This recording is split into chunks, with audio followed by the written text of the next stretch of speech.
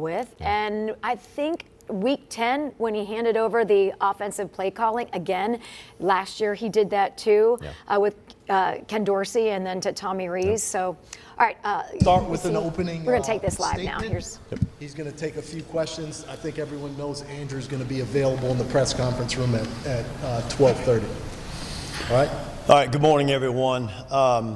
Personnel decisions, particularly with people at the top of an organization, are always difficult. And I can tell you, having made a lot of these over the years, that this was as difficult as any we've ever had to make because of the quality of the person involved. Organized, worked hard, navigated our ship for 6 years through the inevitable ups and downs that we face in the NFL. Outstanding father and husband. And I think even you all who are around a lot probably underappreciate how much time we all spend together. And there's nothing more fun than winning an NFL game like we did the last 2 weeks, beating our arch rival, the Steelers, 2 weeks ago, and then winning yesterday on the last play of the game and seeing the joy in the locker room. And there's nothing more distasteful than losing an NFL game. And it's finite. You either win or you lose. And Kevin did a lot of good things here over his time period with us. It was an extremely difficult decision we made. And I shouldn't say I have no doubt, I would be highly optimistic that Kevin will be a head coach again in the league. Now I want to turn our attention and talk to our fans, okay? And I want you to hear this, okay? First of all, ownership takes full responsibility for where we are. To win 8 games in 2 years is horrible. It's totally unacceptable, okay? And it's not going to continue, okay? And I want the fans to know we are as frustrated as you are, and we hear a lot from our fans, which we actually appreciate. We have great fans, they're extremely passionate, and they deserve better than what they've gotten the last 2 years, okay? No, I don't need to say anything else. We are going to give you a better product. Our sole goal here is to be a consistent winner, not make the playoffs in 20 and then make it again in 23, not win 8 games in 2 years. That's not what we're trying to do. That's not acceptable. Our fans deserve better. We'll start the head coach search literally this afternoon. Andrew Berry will lead that effort. Key members of his organization as well as ownership will be involved in the process.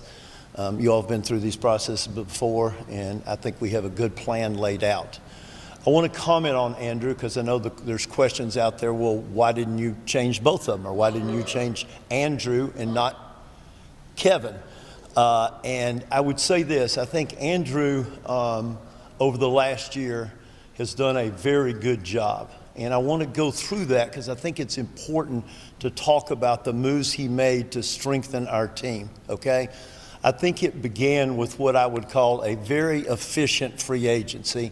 We added one player, and that player made a substantial difference in our football team, and that was Malik Collins. And Malik is not only a really good player, he's a really good person who is a leader on our defense, a leader in the defensive line room.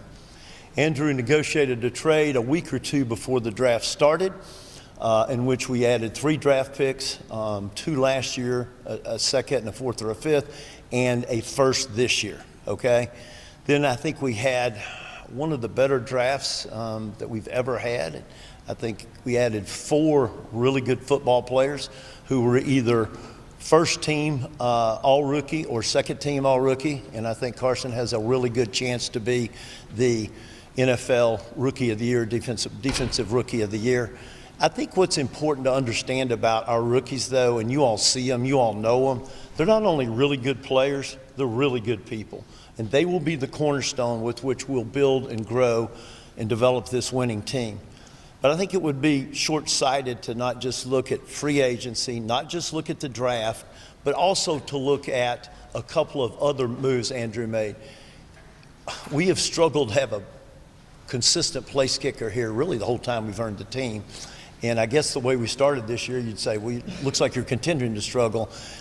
Our grandsons were at the game. We were coming back to Cleveland last night, and I said, Andre Schmidt is a great lesson of when you fail, pick yourself up, persevere, and good things will happen. And the signing of Andre and bringing him on, holding with him that first week when everybody was saying you need to cut him, you need a new kicker, I think we've hopefully solved our place kicking woes for a long time.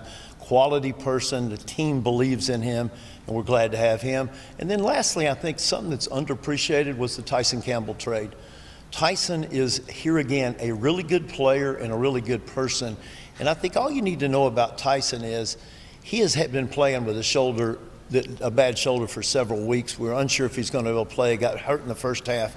He went in, got treatment, came back and tried to play in the second half of a game where we were trying to win our 5th game. It wasn't like we were trying to make the playoffs. I think this year we not only added, and I'm repeating myself on purpose, really good players, but also really good people. And I think that core that Andrew has put together this year will help move us forward. We hope to have similar results this coming year. We'll take a couple questions. Yeah, let me just say this, one thing, Peter. The next 120 days are crucial for the organization, okay? We've got to find the right head coach. We've got to be efficient again in free agency.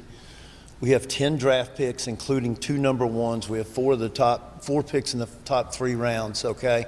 And we've got to get really good players who are really good people again.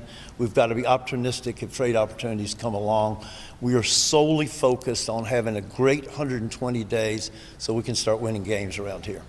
All right, I'll take questions. Jimmy, did Kevin have any chance when he came in this morning to save his job based on the fact that he's had some really challenging quarterback situations, especially this year? You know, I don't think those decisions are made over. I think those decisions tend to be made over a period of time, and I'll leave the conversations we had with Kevin between us because I think he deserves that respect. Jimmy, will Jim Schwartz be a candidate for the head coach? You know, we haven't looked at that yet. I would say this: we think a lot of Jim Schwartz. Jimmy, less than 6 months ago, you gave Kevin Stefanski and Andrew very big shows of support. You said that you need to rebuild the foundation of the team. You also said that you would give Kevin the opportunity to work with a quarterback.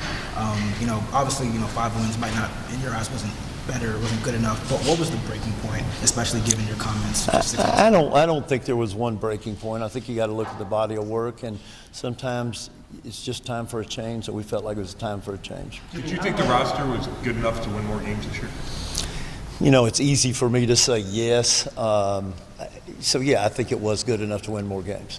What feedback did you get from players when you talked to them about Kevin, and how much did you weigh that into any decision? We take into account a broad array of comments, thoughts, data, et cetera, when making a decision like this. Jimmy, how much do you think, if you were to swing and miss on Deshaun Watson, affected Kevin's ability to win, and the way the offensive line and wide receivers were sort of neglected over the last 6 years? Well, I mean, I don't think we need to cover it again. I mean, I said it, when you trade for a player and you give up 3 number ones and 2 number threes, that really depletes your ability to raise the roster. So did it have impact? Yes. Jimmy, do you think the alignment between Barry and Stefanski suffered this year? No, the coach said he didn't know that you were trading Joe Flacco.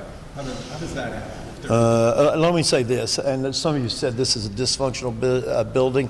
I take huge exception to that. The 2 of them work just like this, okay? And they talk all the time. Their offices are basically next door to each other.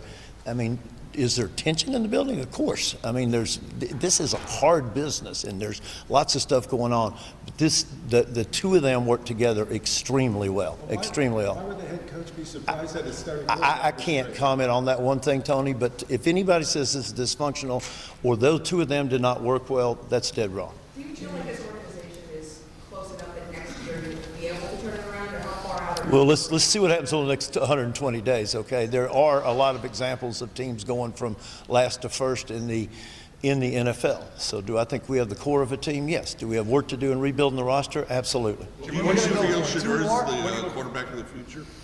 I'm not going to get into specifics. We have a lot of work to do on the roster, particularly on the offensive side of the roster. What are you looking Scott, and then Mary Kay. What are you looking for in the next coach? Good. I think it's a really good question. The leadership required out of a head coach in the NFL, it's one of the tougher leadership jobs I've ever seen. So they've got to be a good leader. I think they've got to be smart in terms of IQ, EQ, and football acumen.